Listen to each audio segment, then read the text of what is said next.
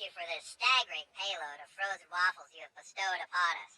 And since we have been faithful to you, we know that you will send us some good fortune one of these days, even though you sure as hell seem to be taking your sweet time. Amen. Amen.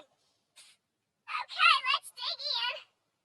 That was mine. That one's mine. What kind of side dishes will we be enjoying this evening with our frozen wrappers? Am I to understand there will be no side dishes? So, Kyle, your dad still bringing home those big, fat lawyer paychecks? I don't know. Stuart, don't even get started. What? I'm just asking a question. You know, your dad and I used to be best friends when we were teenagers. We even worked together at Pizza Shack. But he got promoted, went off to community college, and I didn't. And you know why? Because your dad's Jewish.